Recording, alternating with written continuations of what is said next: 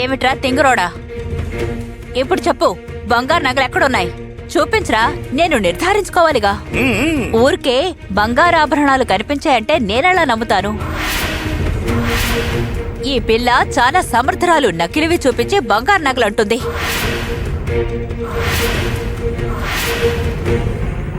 అయ్య బాబాయ్, నేను దృష్టాంతం ఆధారంగా మాట్లాడుతున్నాను, కానీ ఇవిడ మాట తీరు చూస్తే భయమేస్తుంది.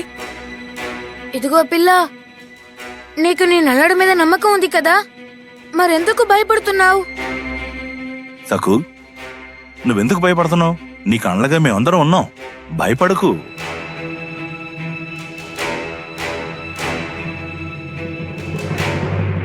తన దొంగతనం బయటపడుతుందని మీ అత్తయ్య భయపడుతోంది, అందుకే ఇలా అరిచి కేకులు పెడుతోంది.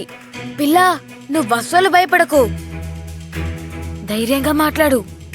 ఏయ్, దాని చెవిలో గుసగుసలాడుతున్నావేంట్రా? చెప్పు, ఎక్కడున్నాయి ఆభరణాలు? అత్తయ్య, అవెక్కడున్నాయో నాకంటే బాగా మీకే తెలుసు. నాకా? నాకెలా తెలుస్తుంది? నాకు తెలుసని ఎందుకు అంటున్నావే? నీ ఇష్టం వచ్చినట్టు వాగితే ఊరుకోను. మీకు తెలుసు అత్తయ్య, అవెక్కడున్నాయో మీరే చెప్పాలి, ఎందుకంటే వాటిని దాచిపెట్టింది మీరే.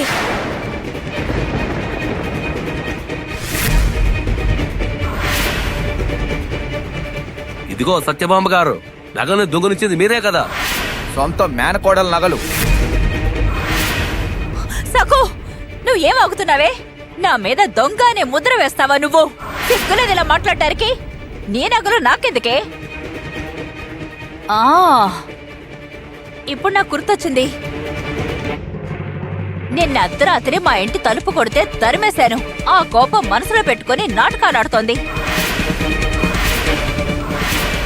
అవును, ఆభరణాలు పాట పడుతున్నావు. అవి ఎక్కడున్నాయో చూపించు.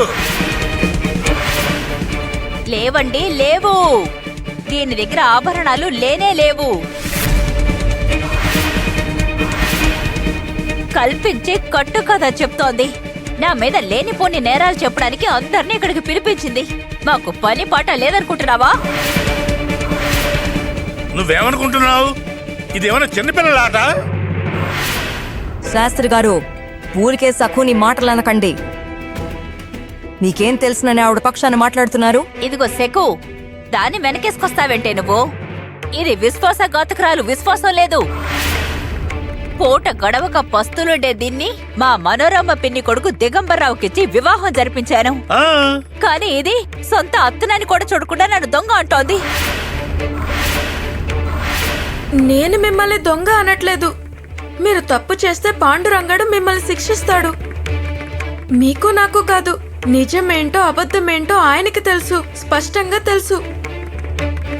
ఆ దృశ్యాన్ని ఆయనే చూపించారు నాకు. ఆయనే చూపించారు నాకు. అసలు నీకు ఏం చెప్పాడే నీ పాండురంగడు? నీ నోటికి అడ్డు అదుపు లేకుండా పోయింది. అత్తయ్య వినండి, పాండురంగడి కృప వల్ల దృష్టాంతం చూశాను. ఆ దృష్టాంతంలో నువ్వు పాండురంగడి విగ్రహం కింద నా బంగారు నగల్ని దాచడం చూశాను.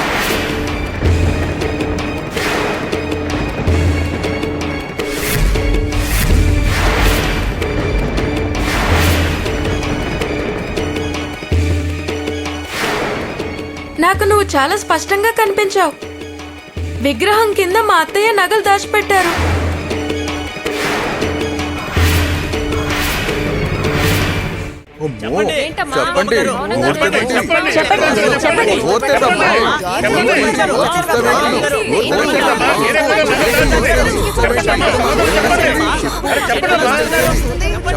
చాలా ఆపండి. మీరు సకు మాటల్ని ఎందుకు నమ్ముతున్నారు? అదొక మూర్ఖురాలు, అర్థపర్థం లేకుండా వాగుతోంది. దేవుడు దానికి చూపించాడట. దీనికేదో గొప్ప దివ్య శక్తులున్నట్టు మాట్లాడుతోంది. వైద్యుడు గారు చెప్పిన విషయం మీ అందరికీ గుర్తుంది కదా?